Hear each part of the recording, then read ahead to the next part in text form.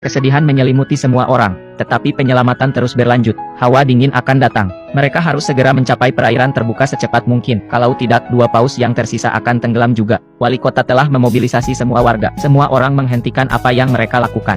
Mereka mengambil peralatan mereka dan bergegas ke lokasi. Meskipun banyak orang datang untuk membantu, tetapi masih ada masalah di hadapan mereka. Esnya menumpuk. Dinding es telah terbentuk ribuan kilometer di bawah laut. Kapal pemecah es terjebak 200 menjauhnya. Tidak mungkin menerobos dengan tangan. Tetapi Anna tidak menyerah. Dia mendekati presiden, berharap bahwa ia akan mengesampingkan prasangkanya untuk sementara waktu, untuk meminta bantuan dari Angkatan Laut Soviet di dekatnya. Mintalah bantuan dari pemecah es mereka. Presiden belum pernah mendengar permintaan semacam itu. Uni Soviet adalah saingan Amerika Serikat. Anna ingin meminta bantuan mereka, dan kolonel mengatakan itu tidak mungkin. Kata-kata Anna selanjutnya, tetapi kata-kata Anna berikutnya membuat mereka tidak bisa berkata-kata. Seluruh negeri menyaksikan untuk menyelamatkan paus.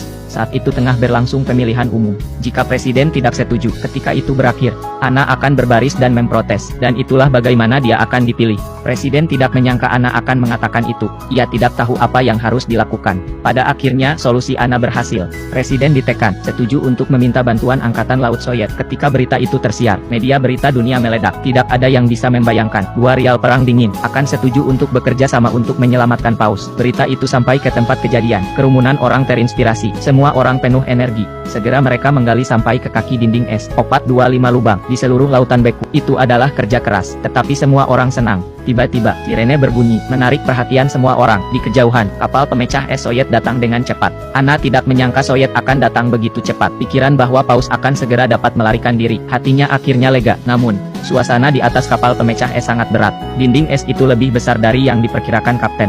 Tidak akan mudah untuk mencapai pintu keluar. Kapten memberikan perintah untuk memperlambat laju. Dengan ragu-ragu, ia mengarahkan ke arah dinding. Orang-orang di pantai menahan napas.